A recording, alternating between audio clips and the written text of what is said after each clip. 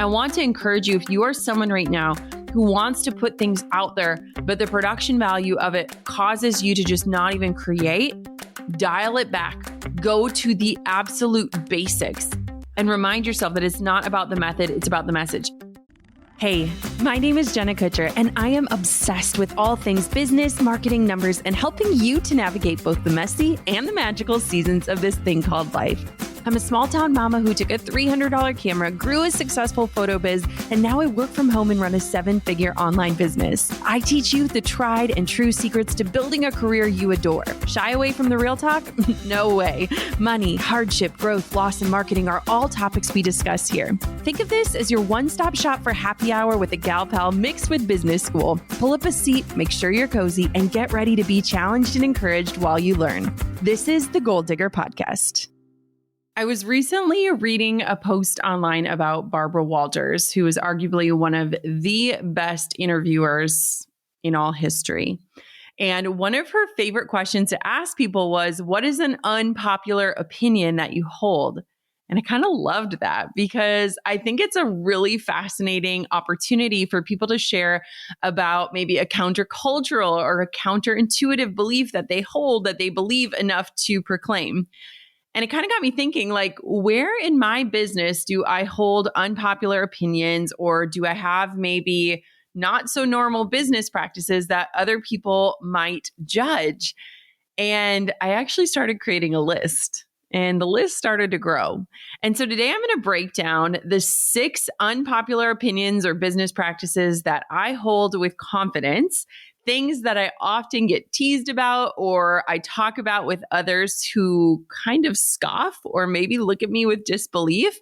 And I'm going to break down why I stand behind the methods of my madness. So thank you, Barbara Walters, for this prompt. And let's dive on into some unpopular opinions and why I hold them. One of the best things about hosting the Goal Digger podcast is getting to chat with people who are experts in areas that I'm not, like the area of product-based businesses. I got to host a conversation with Jacqueline Snyder and Mina Kunlo-Sitep from the Product Boss podcast last year. And now I am so excited because they have joined me on the HubSpot podcast network, the audio destination for business professionals. Take your physical product sales and strategy to the next level to create your dream life with a workshop-style strategy hour of social media and marketing strategies so that you can up-level as the boss of your business. If you love Goal Digger, I know you'll love the Product Boss, so tune in wherever you get your podcasts. When I graduated high school, one of my all-time favorite teachers, Miss Martha Vetter, who was my English teacher, gave me this little plaque, and she had the most beautiful calligraphy writing. And she wrote that quote about marching to the beat of your own drum. It's always been something that I've done. It was something I was known for even back in high school, of just kind of doing things in my own way and unapologetically. And it was crazy because when I was packing up our house to prepare for our move, I found that little plaque, and it just made me smile of like, I've kind of always been someone who does things maybe a little bit differently or maybe a little non-traditionally. And that way of doing life has really helped me move through business in a way that might not be normal. So let's talk about some of these things that I do, some of these unpopular opinions or business practices. So the first one is this: not trying to be on all of the platforms or jumping onto the next new thing. It's really funny because I've been around the internet world long enough to watch things like Vine and Clubhouse. And what was that one live? Oh, Periscope, that live video streaming platform. It came and it went, right? And a lot of times I resist. I don't even join those platforms. I don't jump on them. In fact, my book publisher is very annoyed that I am not present on TikTok or that I'm not prioritizing YouTube. And it's really interesting to me because I love those apps. I think they're great.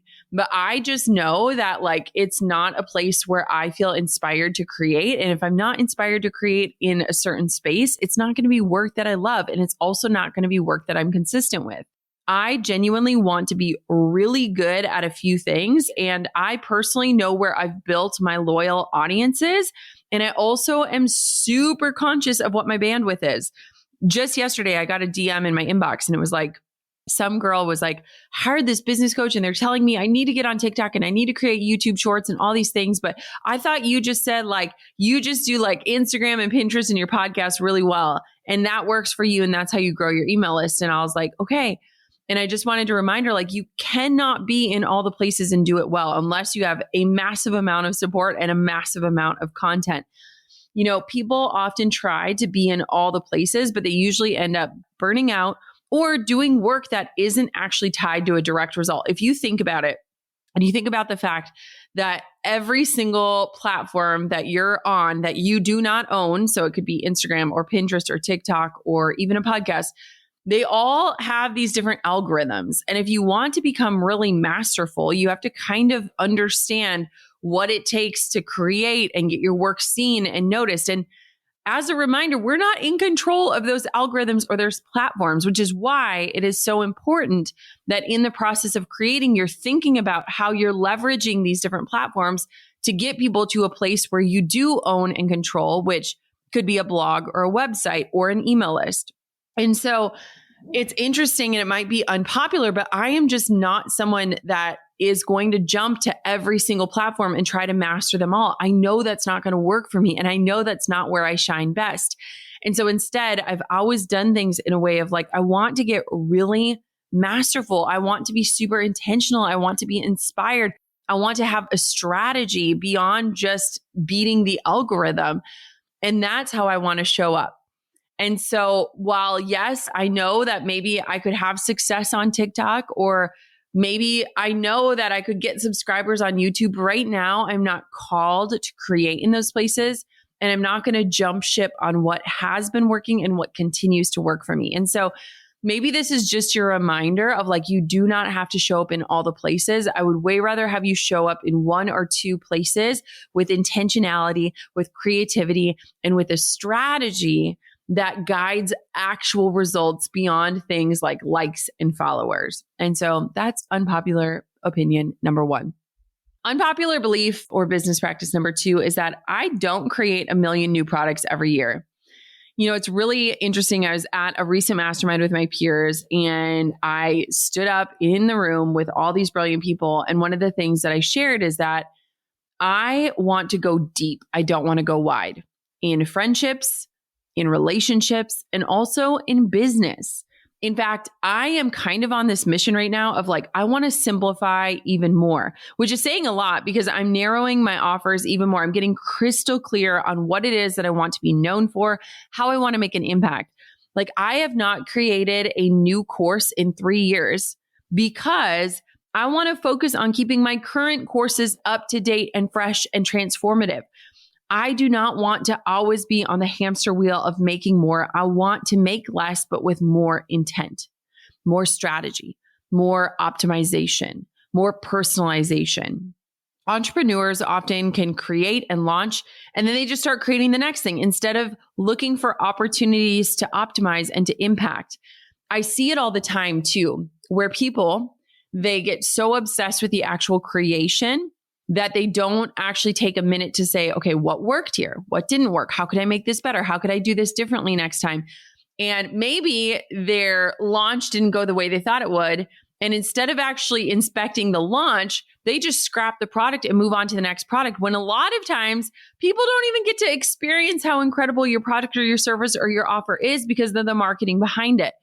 And so I was asking my team, I was like, what are things that we do that might be different than other businesses? And one of the first things they said was, we're not constantly creating new products. In fact, we rarely create something new. We are constantly looking at how we can create a better flow and invitation to get people to enjoy the actual products. A lot of times the problem is not with the product, it's with the process around that product. And as entrepreneurs and multi-passionate people and creative people, we often forget that like we can look at that process and not scrap the product. And so for me this year and for the years past, I am not on a mission to create a bunch of new things. In fact, I will create very few new things, if any. I just want to keep making what I've already got even more epic and awesome and impactful. And so I hope that encourages you. Go deep, don't go wide. Another thing that often surprises people, and it's actually quite hilarious when I share about it, is I have very limited production value in my business. Very limited. For a reference point, I started my business about 12 years ago, and I've never really had like a dedicated office space. I've never had a studio for my podcast. The other day, I was recording a podcast with a guest, and in the email we send out, we tell them, hey, like it's audio only for the podcast, but they missed that part. So we log on in and get ready to record it, and they were shocked. They were shocked that I don't do video. They're like, I've never done it this way before. And let me say it here first. I really actually want to start doing things like video. Like it is something that I would love to do now that I have a quiet office space. But in the 6 years since I started my podcast, I've never done video interviews. My show has been recorded in closets and cars. Like I don't want to be on video sitting in the front seat of my car. I don't want to be on video sitting in a closet with like boxes that are titled like random crap that I never unpacked from 4 years ago. And so my show has always just been an audio first show. And I actually just love the simplicity around it. I'm not worried about what I'm wearing. I'm not having to get all dolled up. I'm not worried about what I look like. Like I have realized for me, it is not about the method. It is about the message. And if I get caught up in the method and the production value, I will never create anything because it's never going to look good enough. And it's interesting because I think that when I share about this, I have such conviction in it because I know that I can easily get caught up in the perfection of something to the point where that desire for perfection causes me to procrastinate. And that procrastination just means I'm never going to put anything out there. And so what I love about my podcast and the success that it's seen is that it has come with a very low production value. I do not have a producer sitting on my interviews with me. I have a very minimal podcast setup right now. I literally have a microphone and a phone box that I bought on Amazon. And it has never been about having this perfect production value. I was talking to a friend who for literal years, she has told me that she wants to have a podcast. However, she wants it to be like a talk show. She wants to have the perfect set. She wants to have camera guys there. She wants to have an audio engineer, all these things. And guess what? She's never once recorded a single episode because of the production value. And so I want to encourage you, if you are someone right now who wants to put things out there, but the production value of it causes you to just not even create, dial it back, go to the absolute basics.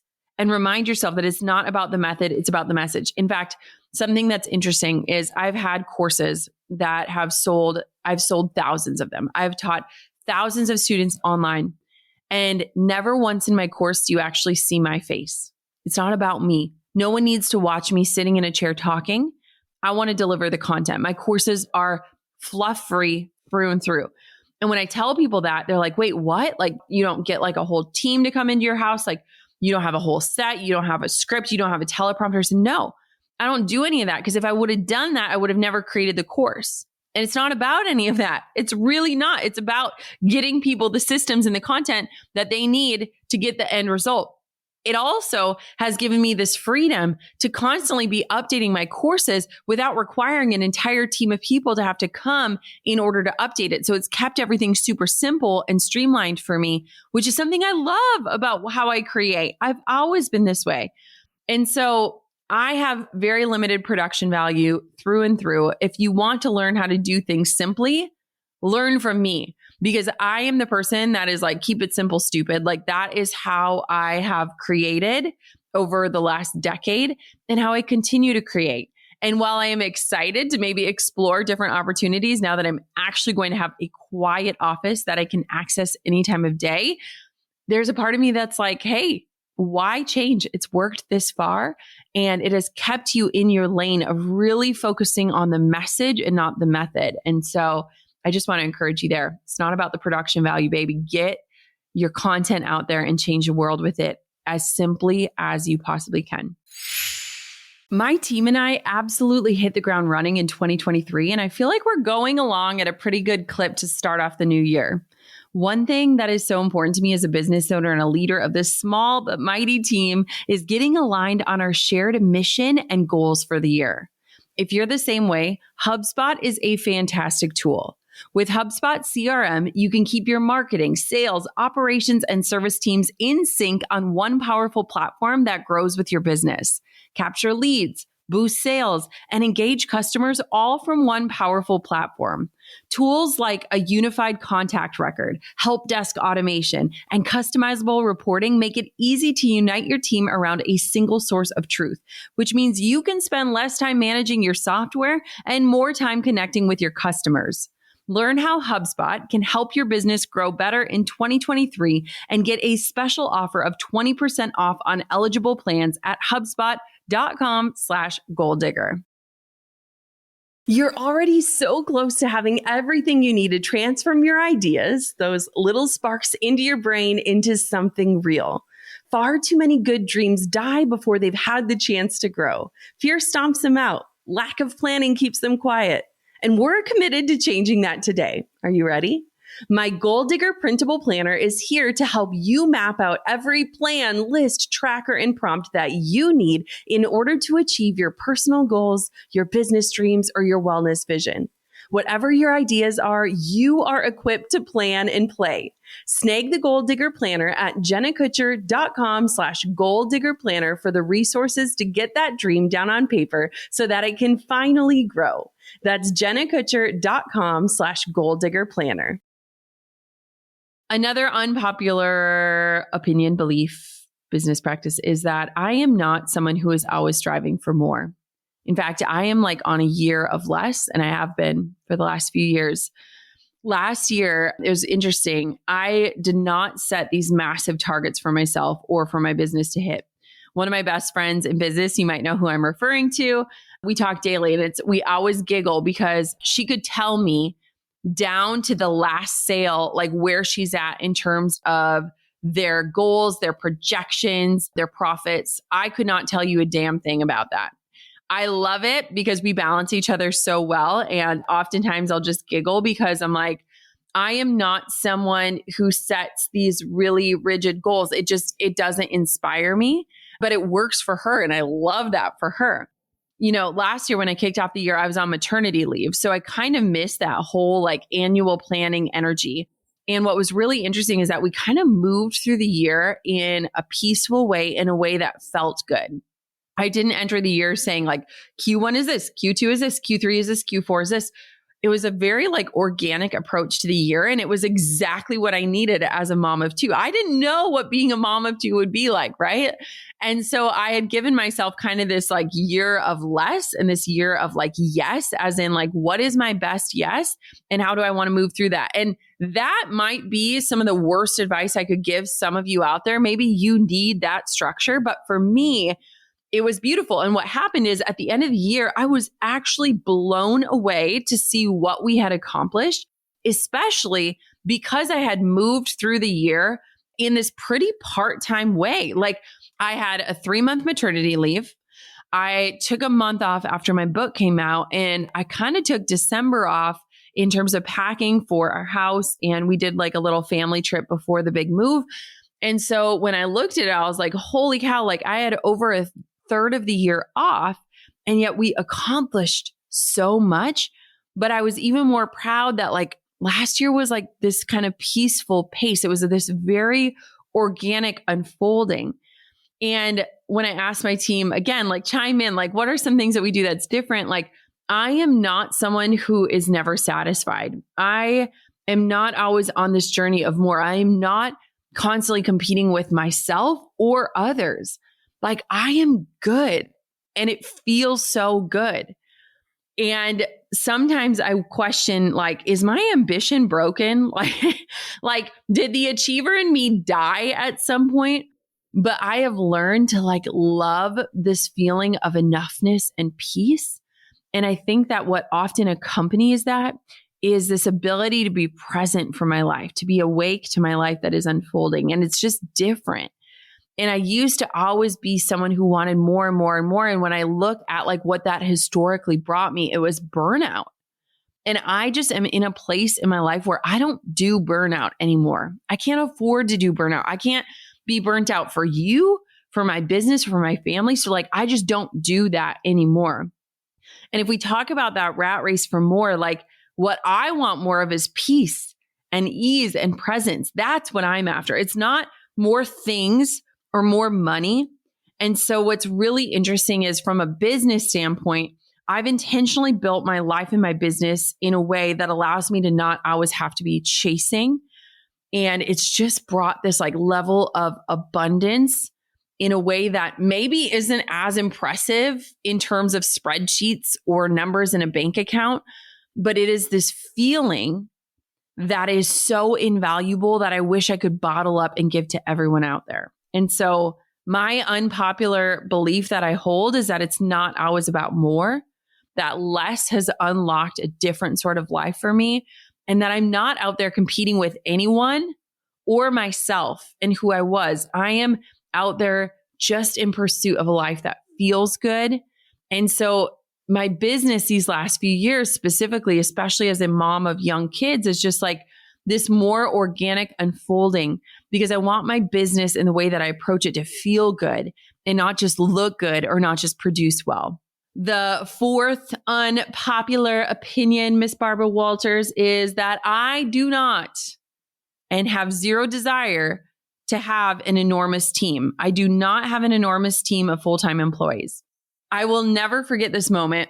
It was a couple years ago. I was in this really unique place. I was achieving this kind of different level of success. And I was sitting with my friend, Russell Brunson, who I adore. He is like my marketing brother. We have this really cool relationship. I remember we were sitting at one of my favorite restaurants in my favorite hotel, and I was eating my favorite pancakes. And him and I were talking. He's like, tell me about your team. And I was like, oh, you'd never believe this, but we have like 4 employees, maybe like 10 people total when I look at contractors. And he's like, what? And he was telling me about how he had this, he had this whole call center at one point. Like he had hundreds of employees.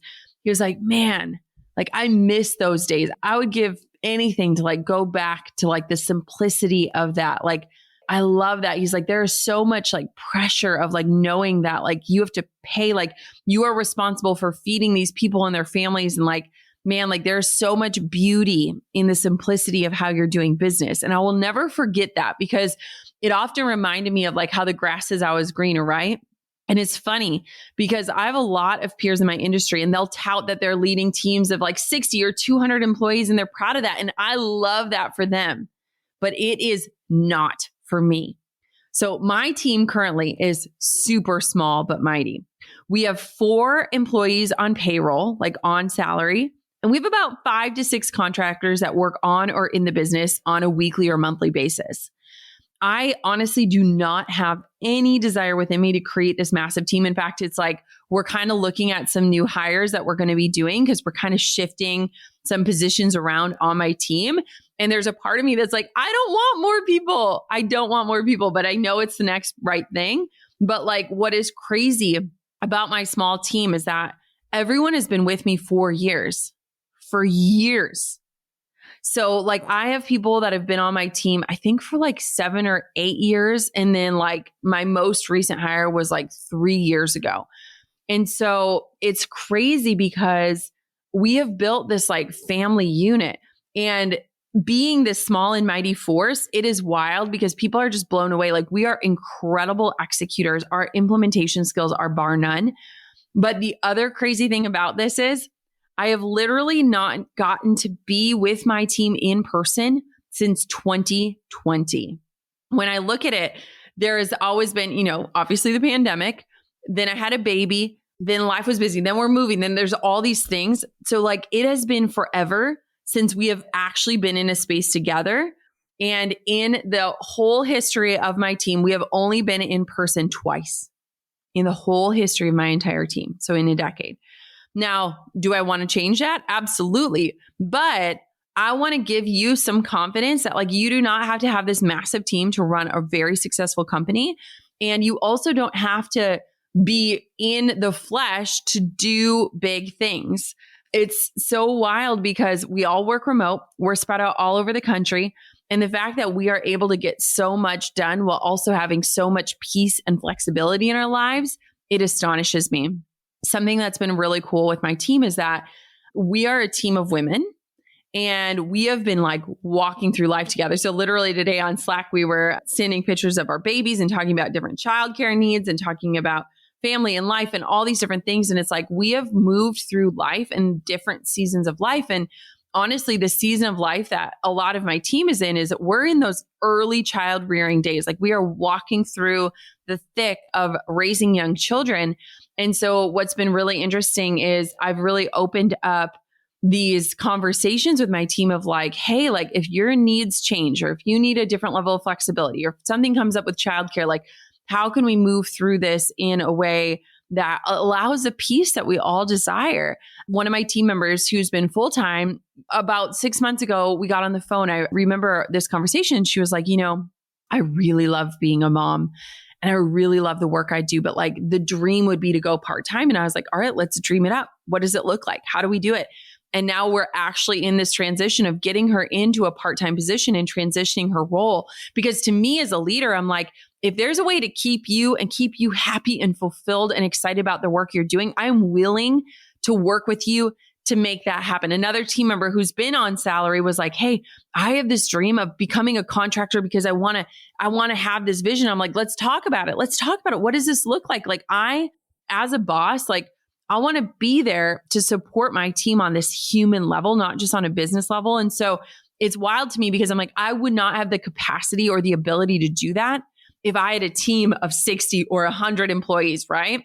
And so it's just beautiful. I adore my team, being with a bunch of my peers in the industry and just kind of hearing some of the struggles that they have with their team. I just feel so fortunate because I genuinely love my team and like we bring our best gifts to the table, but we also sign off and live hard. And I just love that about us. And so, what we do running a multi-million-dollar company with 4 employees and about 5 to 6 contractors, it's pretty astonishing. And I just want to share this unpopular opinion because I want you to know that it's possible, right?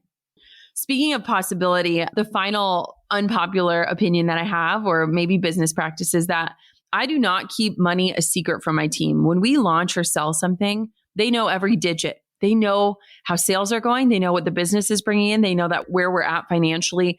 I have always been a super open book, and I love that. I love that about myself. In fact, sometimes I'm probably too much of an open book.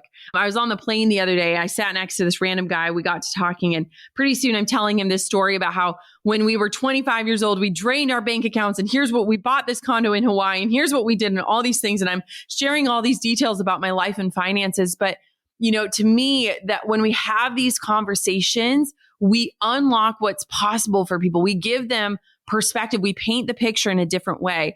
I'll never forget one of my dearest friends, Amy Porterfield, years ago. She did this podcast episode where she dissected one of her launches on air. And I will never forget that episode because she had done $1 million launch. And I remember listening to that. And I was in this place in my business where I was like, a 6-figure launch was just mind blowing to me. The fact that I hadn't even dreamed that 7 figures was possible was just a symptom of me not even being exposed to the possibility. And I remember when Amy did that podcast episode, my mind was blown, but the bar was raised, not by like what I needed to achieve, but just knowing what was even possible. It's like the 4-minute mile story, right? You've all heard that story where it wasn't even possible. People didn't think it was literally humanly possible to run a 4-minute mile. And someone did it. And once people saw that it was possible, all of a sudden, a bunch of people broke that record in the next year. And so I do not believe that keeping money a secret, whether it is in a relationship with your team or even with your peers in the industry, I am very open about sharing numbers because I want to be a possibility painter for people. And I feel like being more transparent when it comes to that can really do that for people. I get in trouble sometimes for that because I love to share those types of details. Sometimes I'm like, oh, I didn't realize that was a taboo thing to say. But to me, it's like if I can unlock that possibility for someone else, just to know that maybe they can dream a little bit bigger, I will do it all day, every day. I love sharing those details. And I love specifically doing it with my team internally. Like literally today, we have in our team Slack a rundown of where we're at in a launch. And I don't want to hide anything about our goals. I also don't hide our expenses. So I want my team to know like, okay, yeah, you see this really big number, but also here's what it cost us to do this. And here's what this looks like for the business. And here's where we're reinvesting into what we're building. And I just think it's important as a leader to do that. Like, I want my team to buy into the goals and the vision. And if they don't know the outcome, it's really hard for them to get behind it. And I also want them to know what's possible and the role that they're playing in helping us reach those goals. And a couple things that this has unlocked for us as a team. I love to like give my team random bonuses. I love when I know that maybe like a team member has something going on in their life and I can add a little bit extra to their paycheck to help support it. Or I love when I can dream up ways for my team to collect a commission on something or get a revenue share or a spontaneous bonus. Like if I want this success for me, I also want it for them. And I think that that is just this theme when it comes to team. And so my team was like, we love that you don't keep those things a secret, because it really helps them buy into the vision and get excited about the end results and also see how those end results impact them on a personal level. So Barbara Walters, if you asked me my unpopular opinions, those would be it. And obviously I love those things about myself. I love that that is how I move through life and business, and it works for me and it might not work for you. And I think that's awesome too. But I challenge you to think about how you can march to the beat of your own drum and listen to that rhythm of your own heartbeat and follow that. Because when I think about true alignment and excitement when it comes to business, so much of that is based on you doing things in a way that doesn't just look good to the world, but in a way that feels good for you. Thank you so much for listening to another episode of the Goal Digger Podcast. Until next time, keep on digging your biggest goals, and I hope you enjoyed today's show. I'm over here giving you a virtual high five because you just finished another episode of the Goal Digger Podcast. Did that go by way too fast for anyone else? If you want more, head over to goaldiggerpodcast.com for show notes and all the discount codes from today's sponsors. And if you're looking for a new crew of movers and shakers like you to bounce ideas and ask questions, be sure to join my exclusive community for Goal Diggers on Facebook. The link's waiting for you at goaldiggerpodcast.com.